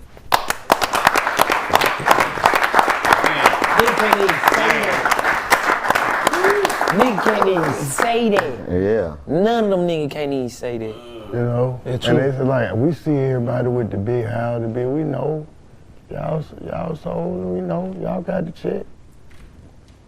But they can't offer us enough money to have this. See, as long as we still hold our balls in our drawers, hey man, they got respect and love. Right. Them boys did enough with them awards and all that. But I'm talking about as far as these streets, as far as the streets is the streets, cause we still, right. That's the truth. So even like You know what I mean? not giving part of the ownership, you think that kind of scared the label? No, it's just that they know we always been smarter than what we look like. But I was just finna say, the answer, and the cap on what you said, it was a mistake because it was an assumption.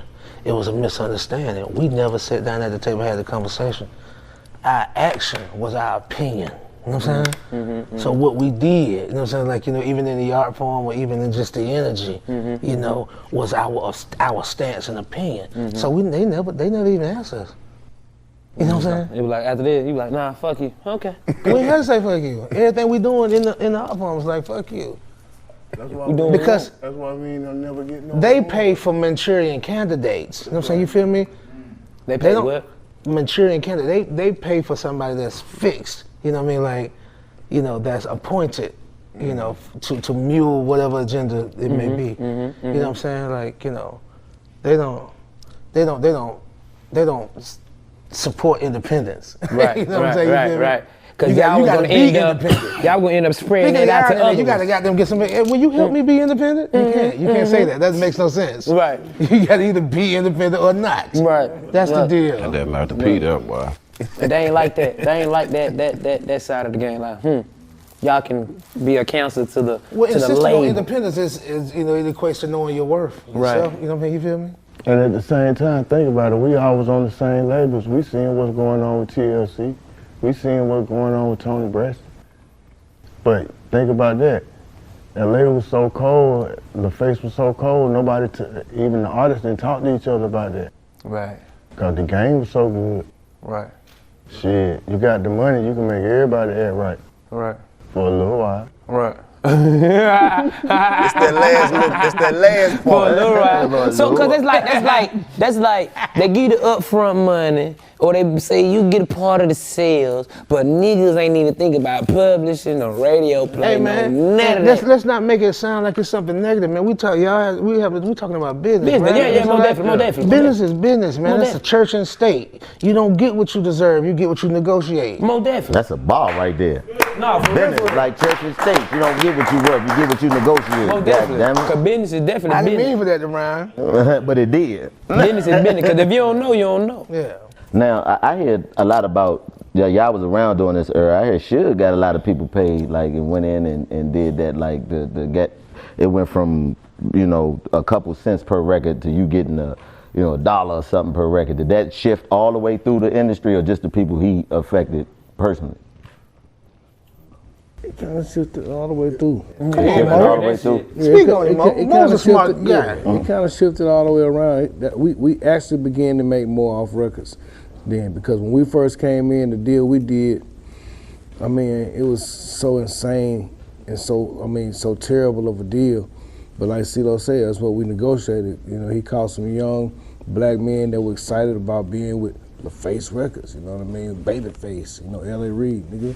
Like, y'all want to sign us? Let's go, whatever, you know what I mean? Whatever. To be honest with you, we probably would have signed it without even letting the lawyer look at it. We were just so that crunk about getting down with them because we were artists, you know what I mean? And young kids. And that's why they get them young, because they're young and dumb. You know, not mean dumb, but they're just stupid, but just uneducated, you know, just don't know what to do or how to do it. But, you know, it's a good way. It's a good thing that Suge did. I will give him credit for that. Going in, getting the people their money. I mean, that's the type of stuff people want. You know, that's the type of person you want on your team. Somebody like that. You know, it's just, you know, he had some negative and some positive qualities that were good for business. You know what I mean? So Tactics. Let me ask y'all this. Y'all were in the front of the pack, when the South started the official run in hip hop, did you ever think that run would last this long? For Atlanta to be that place, still run, musical hotbed that it is.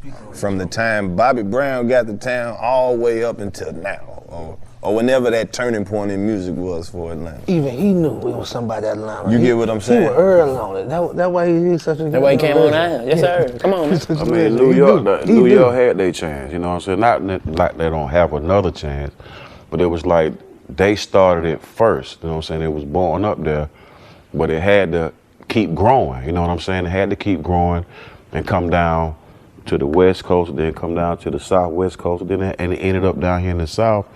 And we just embraced it so much because I guess we just been kicked out of the conversation for so long. And then when you talk about us in the conversation, you know what I'm saying, it's on some goddamn hoe shit. You know what I'm saying? So I mean, just for young MCs right now that do their history and watch the videos and listen to the radio, man, and try to, you know what I'm saying, make their rhymes different from everybody else, or just trying to get some drip out here, man, just get lit or whatever, man, and try to just push that envelope, man, because this is our genre right now. You know what I'm saying? You want people to respect your genre just like people respect country. You know what I'm saying? They have big ass awards for country people. You know what I'm saying? Jazz. I mean, saying blues. So you know what I'm saying? Bring some to the culture. You know what I'm saying? So it's like, you know, whatever these young brothers doing, it's all right to have fun, because that's what we was doing. You know what I'm saying? We was doing our thing. We didn't know that cell therapy was gonna be as big as it was. Our whole album wasn't about cell therapy. Exactly. You know what I'm saying? Our whole album's about shit, the dirty South, what was going on in the South. You know what I'm saying? This shit was born in the trap. You know what I'm saying? The name Goodie Mob came up out the trap. You know what I'm saying? So, but it evolved into something else. You know what I'm saying? That people know a nigga for 25 years. So I was just about to speak on evolution, man. Like shit, man. Yeah. Like it's never no disrespect to where it's birth. You know what I'm saying? You feel me? You know, we are the bottom end of the East Coast, man. We are relative. You know what I'm saying? You feel me? I feel immediately connected to what the East Coast initiated, man, up top as far as hip hop. I'm totally and completely inspired by East Coast hip hop. Love it. You know what I'm saying? Look at this shit. You hear me? That's facts, right? So, but what I'm saying, you don't go back to the womb, you go to the tomb. Hip hop ain't nothing but like 40-something years old. This a big baby. Right. You know what I'm saying? You feel me? Like, it's like we still growing. You know what I'm saying? Like it's gonna grow on past us. You know what I mean? And the irony of it is, like, you know, this generation is owning more of their country and making more money than any other prior generation off their content and culture. So you gotta salute that. You gotta salute that. But, you know, at its most accessible and most influential, I feel like as a whole, you know, we're operating on our lowest frequency. You know what I'm saying? Like, damn. That's all. That's a hell of a thought right there. You know, like, the earth is getting a large omission, you know what I'm saying? You feel me? Of very destructive energy. You know what I'm saying? You feel me? Right. In my opinion. Right. When it comes, you talking about when it just comes to music? If God is but one thing, is time. If God is but one other thing, is balance. That's all we gotta have. That's all. Goodie Mob's not here to judge. We love the youth. We love, like, we real niggas. We will kill you if you fuck with us out here. You know what I'm saying? Just like the rest of me, like, you feel me? PSA, you understand? Don't get it fucked up. You know what I'm saying? But we here to represent a balance. You know what I'm saying? Like a coexistence, a cohabitance, a true community, a true culture. It's balance. It's just, you know, that's all we here to be. You know what I'm saying? Like, and as long as the balance can be supported, man, you know, it's just, you know, righteousness, man. You know what I'm saying? Like, you know, that's it, man. We too heavy? No, hell no, nigga. I mean, you know, it's like I'm over here agreeing like I'm at church. We series, are all influenced by y'all heavily. Like, you know, even if, you know, I would say Los's, because Los's put me onto a lot of Goodie Mob. I was familiar with the stuff that everybody knew, but he put me onto the stuff that, you know, let me know, like, whoa, these niggas was really, and once you get that information, you see how much game y'all laid down. So for us to be here and be able to just chop it up and talk to y'all, is like, that's why we like, well, these niggas is really right here. You know what I'm saying? It's we crazy. came along, the internet wasn't really popping like that, so you wouldn't really you wouldn't really know, but until you just start searching out a T-Mo Goodie or searching out a Gip or a CeeLo or a Cujo, then you will see it's new music out there, you know what I'm saying? But just like the radio station, they move on, like Q said, they'll have a new nigga next year. You feel what I'm saying? So it's all about what you do, like P said, it's all about what you do with your 24 hours. You got 8 hours to sleep. Yeah. Shit, what you do with the rest of them is what you do with it, you know what I'm saying? So shit, it was just a blessing that when we were young, we was able to just write all that shit down, man, and was able to just spit that shit on them live instruments and man, make a name for ourselves, bro. I like it though, man. The internet it's mass production, mass consumption. You just got to work at the rate. You know what I'm saying? You feel me? You know what I'm saying? Like, you just got to do a lot of what you do. Right. You feel me? That's how you compete. Made a hell of a And that's point. working hard. You know what I'm saying? You feel me? Like that's grinding and fucking committing yourself like a motherfucker, man. You know what I'm saying? Like, it cannot be. There's no way They've around been it. telling us for 5 years to get y'all on here. Hell yeah. Every Literally, like, call them. I'm like, nigga, I can't call them. Right, and you just made a good point, Cujo. Like if you ain't never heard of this new music, you know what I mean? So for everybody that might not know what, you know, these dudes catalog, go listen to it. It'll be new to you. That's iconic, man. Y'all bullshitting. Every time he just speak of Dungeon Family, I'm just like, nigga. Them niggas been there, bro. You gotta understand the heart, you feel me? The heartbeat of Atlanta. The heartbeat, niggas tripping. You gotta understand the heartbeat of why this shit flowing and how even you said the Future. Niggas don't know Future's in that Dungeon Family. You see what I'm saying? And Future done birthed a lot of other motherfuckers. So the heartbeat is still beating. But see, it's like whatever point in your life you was listening to this shit. Through his lens. Yeah. You feel me? Look back at us through Future. It's like, yeah, it's all right. We ain't that far away from you. We there. I damn near want to go at the house. I just need to stop by. All right, what'd you say? But I was just saying, they made the kind of music, like Goodie Mob, that you have to go back and listen to when you grown. Right. You get what I'm saying? It's Yeah, like, you don't understand Kids can't it for listen real. to that because you're a child. that's how deep it went, because they said a lot without even directly saying this shit. Man, thank y'all. Y'all solidifying us by being here. You know what I mean? We learning a lot, and me and you need to learn how to bake bean pies, man. It's bullshit. Get it, They just mean. Start right don't want no mean pies, Joe. Don't make the right mean pies. Nigga be on Dixie Hill, fucked up.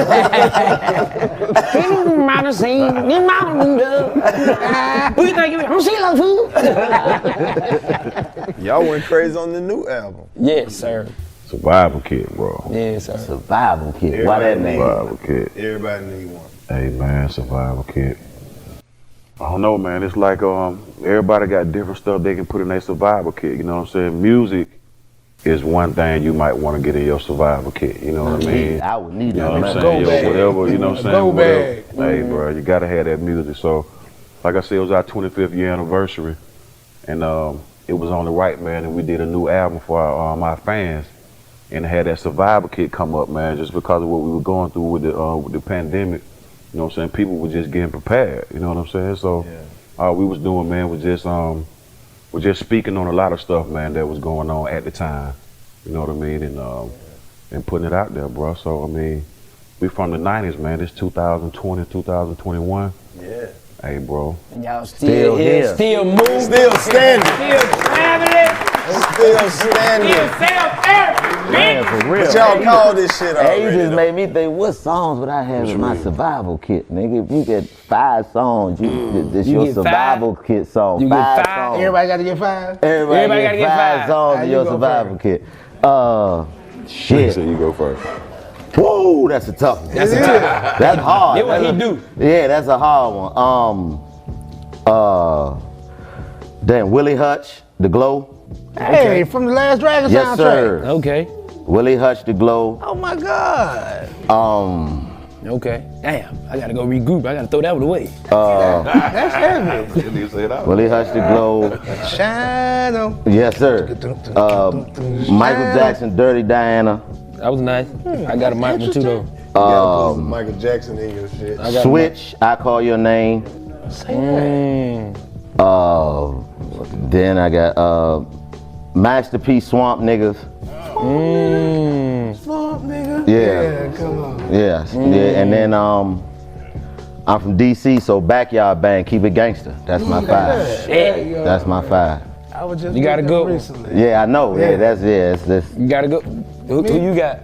I ain't ready. Come on. He can't think. Y'all go on the game. This is a good ass question, man. They got that. Your survival kid.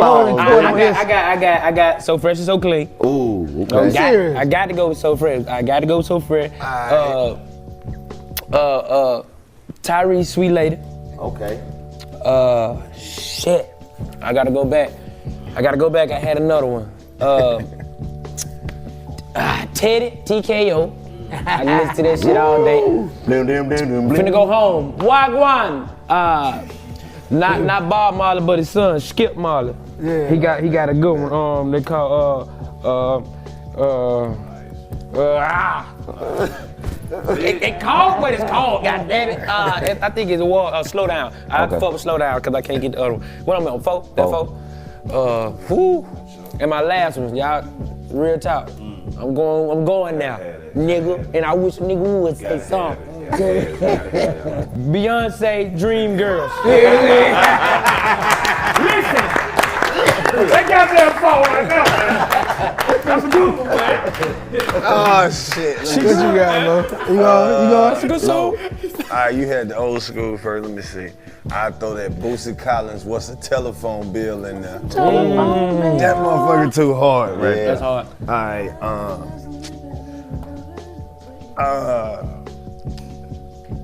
let me see. I put that Herbie Hancock, that watermelon, man. Hell no. Shit sound heavy. That's my shit. I need that. Beat. Alright, this gonna sound random as hell. I wanna throw Flex, by Mad Cobra. Flex, time to have sex? Yeah. Okay. I'll throw that in there. Time to Yeah, that's the shit. That's on that back. That's my shit. I don't give a fuck what nobody Let me says. find out that boy Karlous got a slow grind. I'm at number 4. Bruh, I love the way that bitch come on. Morning, just keep waiting. Nigga come out of nowhere. Been too long. Fight together, man. It's get to talking shit. Okay, all right. Not just cause y'all here. Not just cause y'all here. I'm putting line straws, mirrors, and plates on that mouth. That's number 4. Gutter butter. Oh, okay. That's it. Okay. Yeah. I'm telling you, cause I was about to get out of high school when that album came. So that was my whole soundtrack. All the way back from the football game. Last one. So gutter butter. Last one. Shit. What's the thing again? 5 songs to do Your what? survival kit. In the survival. You gotta listen to the bitches every day now. I know. Just to die. Okay. All right. I gotta throw one in here for my spirit. What's that? That Al Green. Damn. Which one? How can you mend a broken heart? God damn. Cause you gotta keep in mind, this is all I got. That You nigga, heartbroken, that man. nigga What's said, wrong with you, how man? can a loser ever win? And then my favorite shit is at the end when the song about to go off, then the nigga like, and my clothes is all wet. That ain't had shit to do with the song. He was in the rain. Yeah. Damn. Yeah. Let me see. Shit. I gotta have that goddamn that James Brown. This is a man's world. Come on. Okay. He let him know. Let me play this for Let me you. see. Goddamn. I gotta have that sitting at the dock of the bay. Come on. Otis Red. I gotta have that Otis. Otis Red. Come on. I gotta have that goddamn Midnight Train to Georgia. Oh, midnight train in Georgia. Gotta have that Midnight Train to Georgia. Oh, that was Let me good. see. I got 2 more, right? Yes, sir. Let me see. I gotta have that Still Standing though. That song Still Standing. Okay. You love that? I love that one, folks. Gotta have that one. Gotta have that one. You like that one? Let me see. Jimmy One got more, it. goddamn. I got it. One You got more. yours? You ready? You had to go look here. He got one more. One more, goddamn. I gotta have that goddamn. That Deep by Outkast. Deep. You wanna go deep? I take it deep. Yeah. You know you can't fuck with me, let my mind creep. They let me hit the stage now. My mind creep. That's it, there, boy. You wanna go? Deeper than the page in the book. Let me look. Come You on. Let me hit the stage now. I got that ass. Well, he had to write here down. right, I got goddamn round careless whisper. Hey! That's a good one, my nigga. Boy, they took that George Michael, nigga. Hold on. All right, I got Bob Marley Redemption. Okay. Got to go. Redemption Walk song. on. All right, we're gonna take it on to the beach. We're gonna color me bad, sex you up. Come on, man. Yeah. Then we gonna goddamn hit. We gonna 5 o'clock drop. That's that 8-ball MJG, Mr. Big. Okay. Okay. Yes, sir. Okay. And then that last one, I'm good. man. Don't leave me alone. Shit, swinging thing, man. Big Mike. Bone and having MC. Don't get about a young nigga having things, man. That was a good one. All right. I gotta say, start out with Michael Jackson, Human Nature. Okay. That shit hard. I definitely gotta swing over to just keep your faith in me. Oh, yeah. Don't act impatiently. You'll get where you need to be in due time. Gotta have that every morning. That's CeeLo Green. Okay. Yeah, right.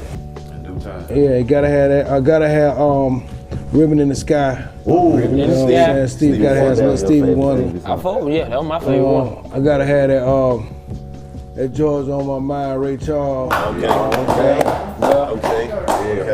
I was thinking Phil. Last one. That's one more. One more. Got one more. I got one more. He ain't said he didn't get that far.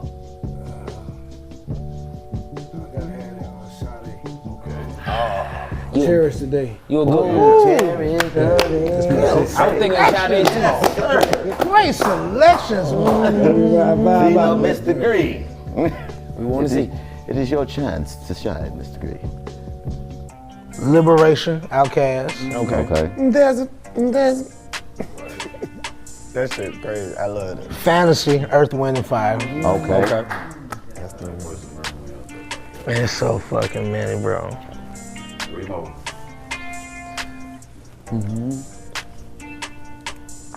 True, Spandau Ballet. Okay. I had 2 Earth, Wind, Fire too. I won't say goddamn. Y'all know this song, I Write a Song for You by Earth, Wind, Fire? I love that fucking song. I'm just throwing that out there, but I ain't counting that. I mean, I got love. Yeah, no, he ain't count that one, so he got 2 more. Okay. Shit, man. See, I was trying to be, you know what I'm saying, OG with it, but I really got some young nigga shit. Come back. Yeah, throw me some yin yang to it. Yeah. I'm good, but yeah. You gonna listen to that every day? To the window. To the wall. What you say? I think I could do that goddamn, that Jodeci, whatever you want. Oh, I forgot Beauty. That Drew Hill. And one more. You know what I'm saying? Get Beauty by Drew. What else? One more. Damn. Yeah, one more. A big one.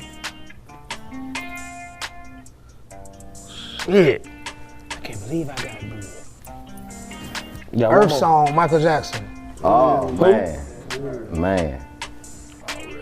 Dang, so man, if you watching this, go there. That Earth Song video. Oh, nigga done wrote all them bitches down. Yeah, you got to. Go listen if you ain't heard End on the big one like that.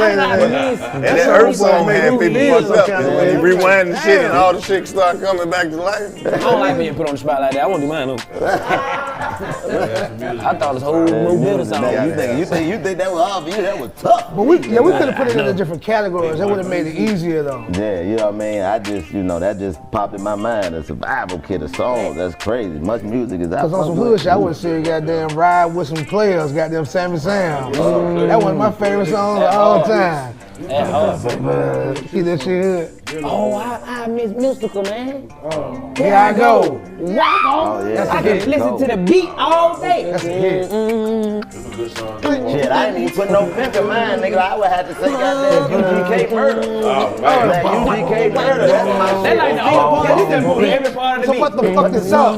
Hot on the street. But I got big fucking nuts. Just got back from California. Man, Keep it be legit. if that was the case, I would have put take And that I shit heard to trial. Take that shit to take that shit to trial? back in 1986. But that's the Skate Ring song. Take that shit to trial. Take that shit to trial. Get your 12 white folks and take that shit to trial, bitch. I ain't know what the fuck he was saying. I was like, we going to trial. And every verse that nigga came in, boy, gangsta. I'm down in New Orleans with my auntie and my granddad.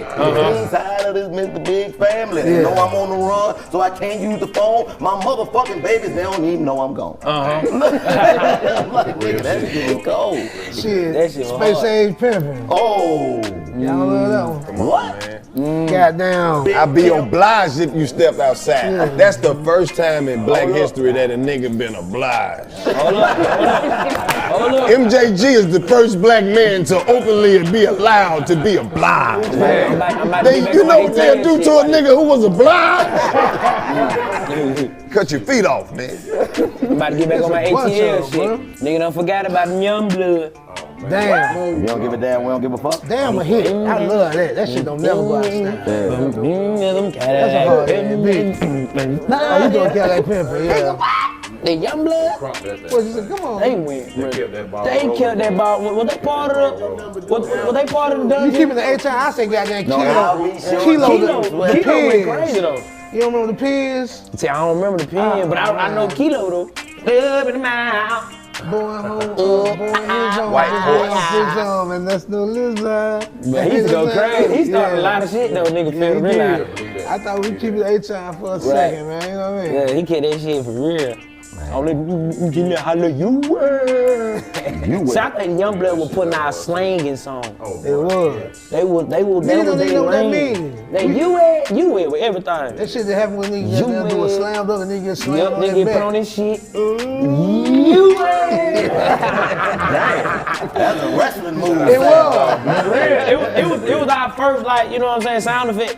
That was That's a it for fact. everything, boy. He hit that nigga like you. And then Yeet was right after that. You And then went Yeet. crazy. That's my school shit, though. Yeah, You man, went I our remember, first, man. like, Atlanta, like, real slang. That was our little brother, man. They was up in the attic. Shit, we was in the dungeon. Right. You know what I'm talking about? The attic crew. Attic crew. Yeah, for Boy, it's so much shit, man. We sit here with y'all niggas Forever. forever. Hey, man, shit, man. We appreciate Now that. hip hop got some goddamn, man, got some history, bro. Right. This shit, man, There got should some be a history, museum bro. about this shit, like, for real, like, on some real shit. Might be. Got Man, we to. appreciate the goddamn, the love. Bro, we gotta ask you this one more thing before you go though, cause we comedians and shit, and you always be on the boondocks, funny as hell. Bruh, I wanted to be a comedian. That's what I thought I could do if I tried. You know what I'm saying? You feel me? Yeah. I love to make people laugh. Right. It's one of my favorite things to do. You can tell from the video, like Yeah. that freak video, nigga. When you niggas, we I got mean that. I ain't think nobody was gonna take me serious. I thought they were like, man, Lord, tripping, man. I love that nigga. That crazy. That's all I thought it would be. You know what I mean? freedom, man. You know what I'm saying? That's what y'all represent, man. The For sure. freedom to be who you are, man. Thank y'all, brothers. Yeah, and everything appreciate it. y'all live.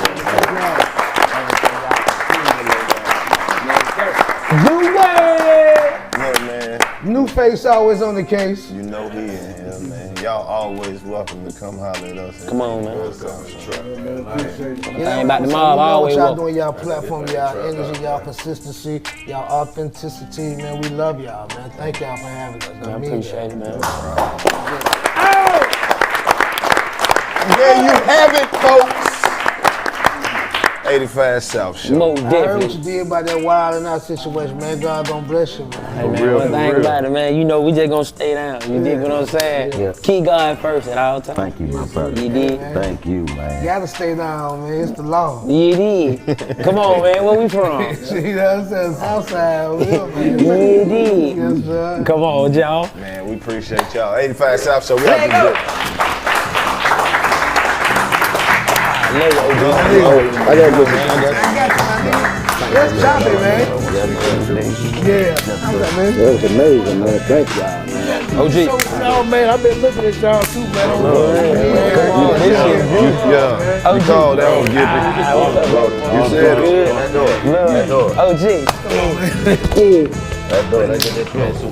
I'm going old school with mine. Say they got that mic on me. Oh, you gonna go crazy when you see the shit. I got a 45-minute drive. And I gotta make sure that my dogs ain't pee inside. Cause I know they did, and I'm like, damn, why you cry? Oh shit, when I took it out the first time, you act like you ain't have to slide. So, damn, now I come home, gotta pick up shit. Goddamn, what the fuck to do, huh? I don't really give a fuck what's up. Fuck's never good. What you talking about? Stretch. Okay. Hey. Yeah, oh shit. This nigga DC got down. This nigga got my knees burning. New face, what you bring us, man? Let's get in here.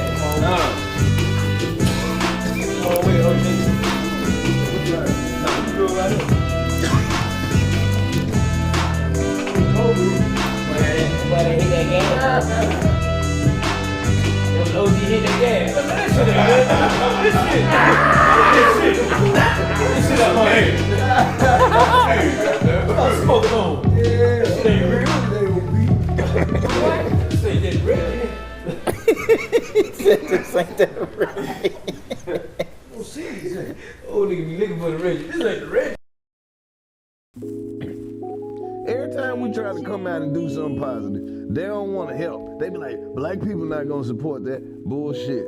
Go to the website. 85apparel.com. Say it again. 85apparel.com. Man, put it on the screen. You know what I mean? And I know my accent a little heavy when I say apparel. It's not a U in it. Apparel. You know how to fucking spell. Apparel. Go get some apparel. Go get some apparel. Sick of this shit, man. Shit. Every day. Man, Do another ad. Let me get a hat. Yeah, man. Let me get that hoodie. What's up, man? Take that off. When the 4X gonna be in? Yeah, man. Where you mad? Y'all ain't got nothing for babies? Man, what the fuck? When y'all gonna get some onesie? Yeah, I know, man. Cut some of this Man, shit buy out. the shit we got so we Yeah. can... Save it for your baby. That nigga gonna grow up one day. He gonna want this. I'm tired of telling them. Me man. too, I'm man. just gonna start wearing all the shit myself. I wear it every day in the way. I like it. Me too. It's nice. Shit Nice comfortable, quality. man. I know. Everything. You know what I mean? That shit soft, man. Made out of hoodie material. Yeah, even the pants. We got sweatpants made out of hoodie material. Come on, man. Dude, and it ain't like, this ain't no knockoff shit. You can wash this. Right, it ain't gonna fade or It's the nothing. same. Better than that shit you used to. We making sure. Bro, I had this hoodie for the whole 5 years. Yeah, I know. Look, still bright. All the way. And niggas don't know how to wash clothes good, so it's not because we have a good washing routine. Bro, It's and just we because the got shit all is the nice. nigga colors. We got black, we got red, we got blue, we got some pink shit for the girls. White. Socks, rolling trays, lighters. Man, what else they want us to come out with? A better ad, I guess, because we got to keep doing these motherfuckers. I'm about to call LL Cool J. Right. I'm about to pay somebody else to do this shit. I know, right? Get that nigga to roll his pants leg up one time. I don't know what they want me to do. Everybody who come through here get some of this dope ass shit and be like, I like that shit. Yeah, it's nice, thick, it's cool. Hey man, why that hat cost that much? Nigga, we don't own no factory. We had to cut a deal. We gotta make some money off this shit too. Exactly. I don't understand why y'all just Nigga, don't. even the tag in our shit is better. It say 80, it's imprinted on the, so a motherfucker can't say, you know, like Biggie said, they go to nigga with the fake eye. You ain't gotta worry about that. It's real. It's Our our shit is real. Now, that's what I'm saying. You gotta get our shit. Cause when we see y'all They with gonna the try shit to that ain't act our like we shit. don't know how much the shit they be buying costs. Right. Our shit don't even cost Don't that. even cost that much. Man. I had somebody send me a DM saying, hey man, it's an 85 South Shows hoodie I'm marking up for y'all. What you think? I think you need to get that shit the fuck out my page. The bootlegger sent you the shit that they was Fuck, bootlegging? you gonna get me to approve some bootleg shit. Taking food out my kid's mouth. Right. With my idea. Right. Wow. Motherfuckers, buy some of this shit, man. Okay? It's Christmas time. We ain't gonna see the money till April anyway. Just go ahead and get some of this shit. I don't know what else to tell them.